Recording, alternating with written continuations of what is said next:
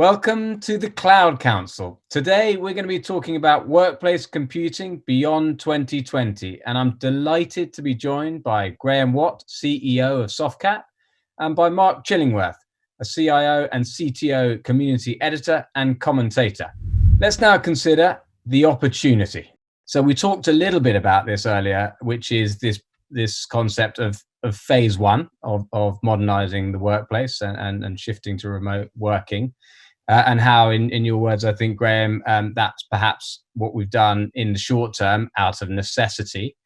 If we think about what phase two might look like, beyond just getting people remaining productive and seamless in terms of their work, what does that look like, and what additional benefits can that bring to customers, to an organization, and to its employees? And let's start with Mark on that one. It is that flexibility.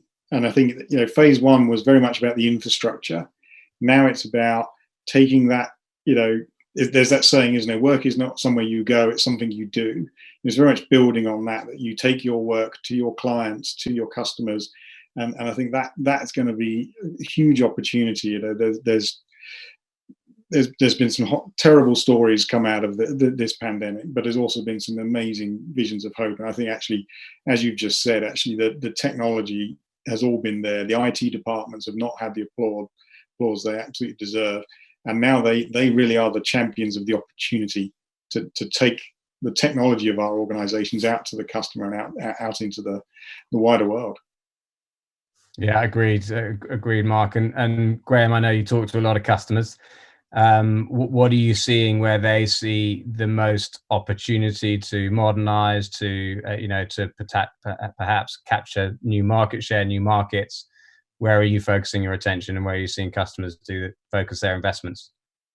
Well, I think customers have already done the short-term move, and they're talking to us very actively. Actually, you'd be amazed at how extensive those discussions are with customers. A little bit, as I alluded to earlier on, some of that time management and some of those task management tools that the customers are already turning their attention to how they manage employees in a more remote environment.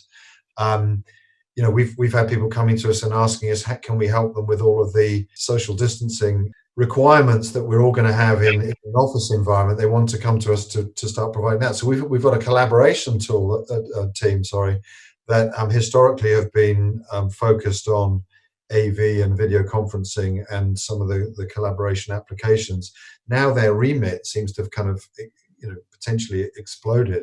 And I think customers are seeing that they should get better value for money and better quality, because I think they will get an improved experience from staff who are able to operate more seamlessly and with greater confidence and agility. That's their goal in that workspace environment. And I think we definitely see that coming. I think staff, whether it's our staff or our customer staff, are expecting an acceleration of getting a better user experience. I mean, we shouldn't forget that millennials are digital natives, and they now comprise pretty much half of the workforce across all organizations.